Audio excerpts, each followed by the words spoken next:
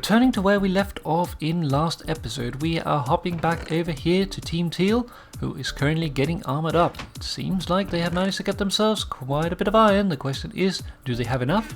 And are they going to head back down to see if they can get some diamonds as well? It looks like Jackarou here is still needing some for his iron armor, but he does have at least a little bit in his hand, doing some furious Viking cooking here. We see the Viking in his natural habitat, the kitchen.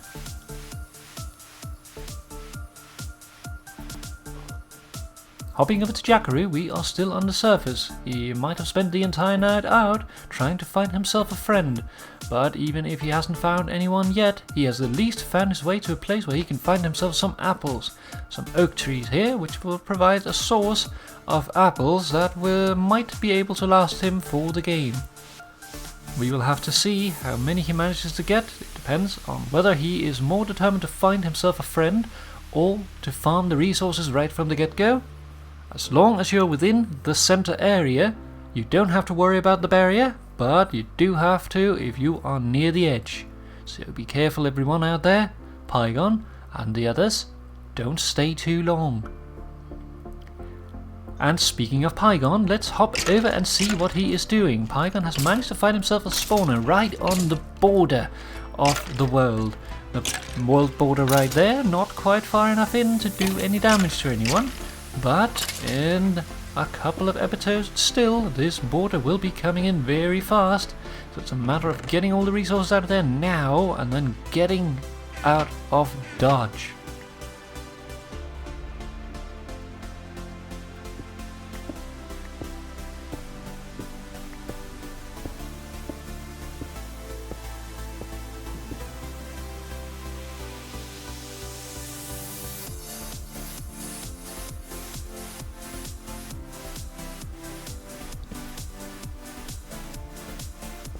Hopping over to Team Teal here, they have moved down into the caves below and are continuing to gather resources. Be careful though, there is monsters in this cave, it's not safe, but they have however decided to put down some torches which will cover their back in case they need to get out, or make sure that their exit path is generally just safer, no monsters abound where they have already been. A good choice in my book. You can see here Jackarou's running around without any armor on, and they're still running around with stone tools, which means that they are at least needing half a stack of iron before they will be ready to pose a threat to other teams, but it wouldn't be surprising if they manage to get this iron before this day comes to an end. Hopping over to Deepact, we are down underground as well, getting ourselves armored up.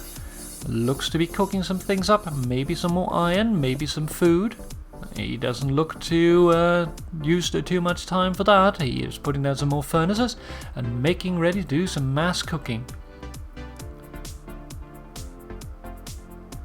While he's doing that, let's hop over to Jackarou, who is still on the surface but has managed to get himself a little bit of iron. It might just be that he managed to find himself some surface iron on the way, at least enough to get himself almost completely suited up, and he still has a little left, so we might see him fully armored here in a moment.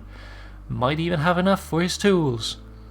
It's a good situation with Jackarou, because he has decided to be on the surface for quite a while, so one would expect that he might not have quite enough to get going. Over here by Octagonal Pole though, we are down underground, and he has chosen to also follow the darkness path, getting himself a little bit of resources, mining in the light of the furnace. At least that provides a little bit of light in this area, but be careful Paul, something might just wander up behind you as you are mining. It is not a safe thing to do. Jackarou is on the surface and has managed to find himself a spider which is still left around after the night time. In the daytime it's not aggressive of course, but still need to be careful. Don't want to accidentally get hit by it. Jackarou here putting up some wall to make sure that the spider won't be able to get at him so easily, and using that to take it out to get a little bit of string, giving him the opportunity to soon produce that bow which will help him in the combat to come. Hopping over to Mr. K, we are down underground. We have found ourselves a ravine. Dangerous place to mine, but can be quite bountiful on resources, and he seems to be going for the experience at the moment. managed to get himself almost completely armored up and getting himself an iron pickaxe so that he can get the gold. He will be ready quite soon. Hopping over to Team Purple, we see Jackarou here, who is blocking off a tunnel because he hears a baby zombie.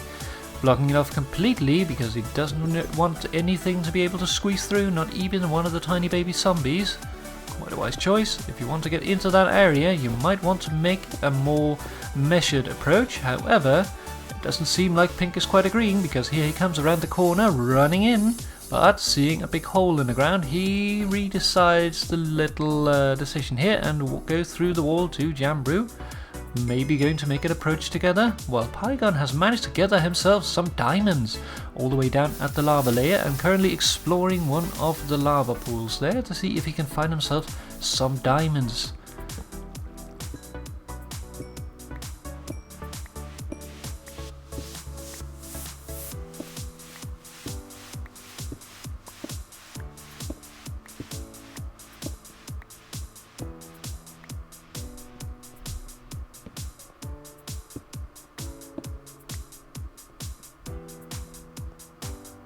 We can see on the edge of the screen that Pie is still close to the barrier. He has moved a little bit away from it, but he is still very close.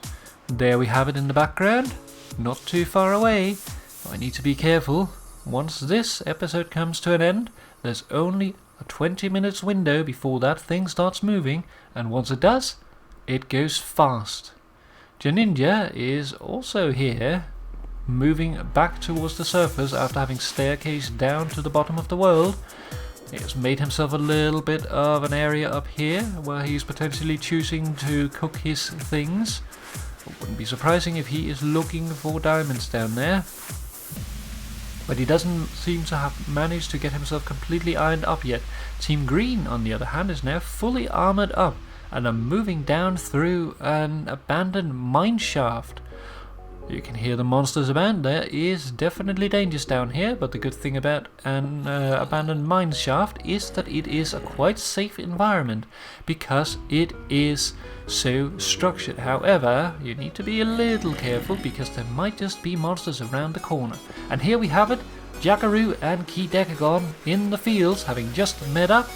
We have now the fourth team formed, Team Yellow.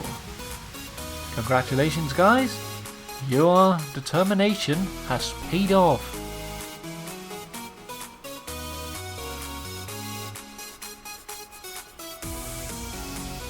And with their team formed, they head out to gather more resources. And they see a village right here, so might as well check it out. In a match like this, where you have the love at first sight game mode, there is the benefit that a village might not be a bad choice to go for because it is a big beacon of light which will definitely draw attention from others from far away. So it's a very likely situation that you might just meet your friend here, especially in the early game when most of the players has yet to find themselves a teammate. And where those who has a teammate are still underground gathering resources.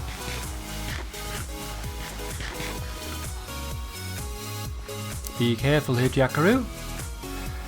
A skeleton here with a bow and armor, quite dangerous. Be careful when you attack that. It does seem that he manages to get it down though without taking any damage. Lucky for him. Taking it out while Jackarou held the attention of it. But be careful, there's other monsters in the field. It might be time to head down underground, where it is a little safer, and get yourself situated with potentially some more iron and maybe some diamonds so that you can get yourself enchanted up and ready for combat. While they're doing that, let's hop over to Bob, who is underground, has managed to find himself a little diamond, enough to make himself some diamond boots, which would suggest that he has at least enough diamonds in order to make his pick and his enchantment table. Otherwise, I wouldn't expect him to waste his diamond on things like that. Let's hop over to Quetzalcoatlus though, who is currently in the nether, trying to rush it. The first one here, he has managed to find himself both nether wart and is currently seeming to look for blaze rods in order to make potions. Now, Quetzalcoatlus here, or Dustin, is potentially one of the more aggressive players, so it doesn't surprise me at all that he is nether rushing, but what surprises me more is that more teams has not attempted to do this quite yet.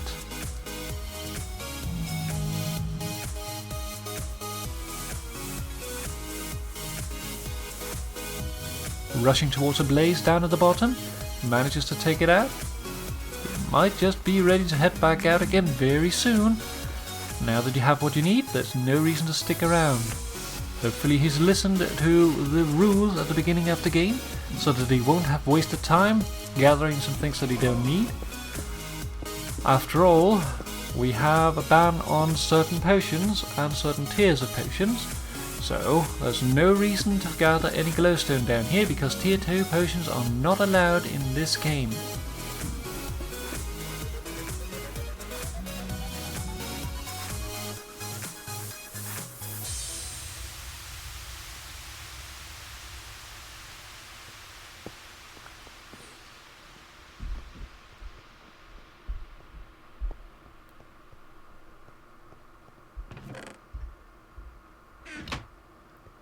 Grabbing the last bit of loot in the stronghold before he heads out, perhaps?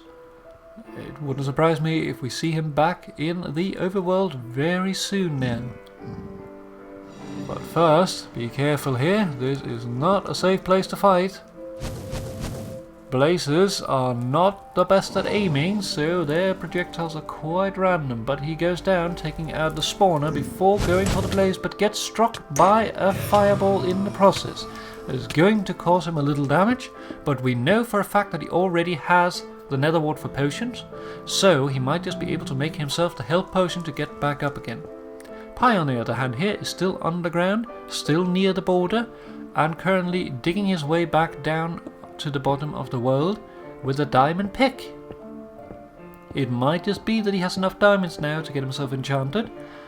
Hopefully so, but it looks like here he is hitting something. Not the most interesting of caves perhaps, just a little bit of a hole in the ground, but at least it is something.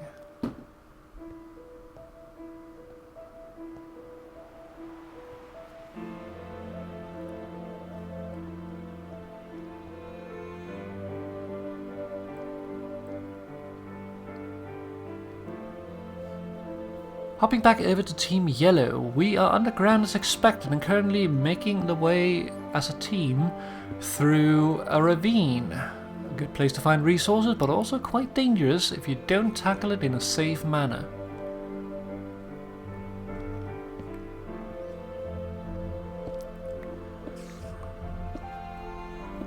One mining and the other one watching his back. They are definitely working together. It seems like a good match for these two. Let's head over to Team Purple and see if they are as close a team. We have here Pink, who is gathering up obsidian. Breaking it, he might have gotten himself either 3 or potentially 4 pieces with this one. So, one more. If he stops after that, he's going for an enchanting table. If he goes for more, he is going for a portal. Let's see what he is deciding. No, it's an enchanting table for them, and here we go, jumping over to Jackarou, and that is how the second episode of this UHC comes to an end. More damage on everyone, some half damaged, but no death yet. See you again in the next episode.